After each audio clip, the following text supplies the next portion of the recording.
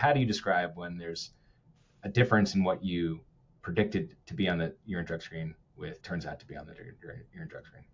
Yeah.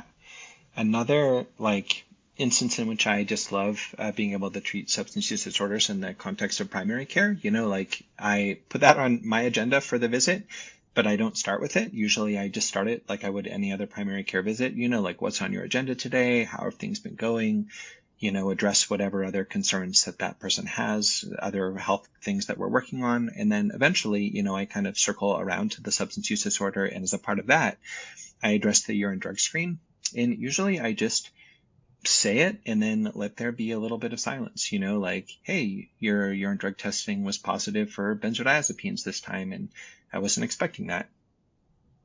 And then just wait. And then one of two things will happen. The patient will most typically, in my experience at least, and especially if you've developed a good rapport with this person over time, will either tell you like, hey, this is what's been going on, and that can lead open a new door into like augmenting treatment and etc. Or they'll say like, absolutely, I did not use that substance. And then I think in that case, it's really worth it to take a minute to think about the shortcomings of the urine drug test and the possibility that there could be a false positive or a false negative. Like one of the ones that comes up most commonly, just, with colleagues asking me about, for example, is the false negative that many kind of typical immunoassay based screening tests in primary care have for clonazepam. So they'll be like totally freaked out that they're prescribing clonazepam to this person, which is already making them nervous, a PCP.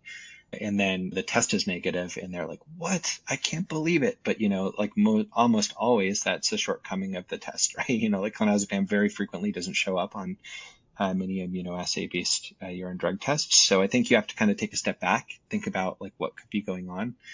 And then, I always use that like as just a moment to tell people that I'm there for them. And if they were struggling with substance use, like I'm only here to help, right? And that if that was indeed like if they were using benzodiazepines and they say absolutely not, I wasn't, hey, like if that were the case, like we could change our treatment approach and we can help you with that.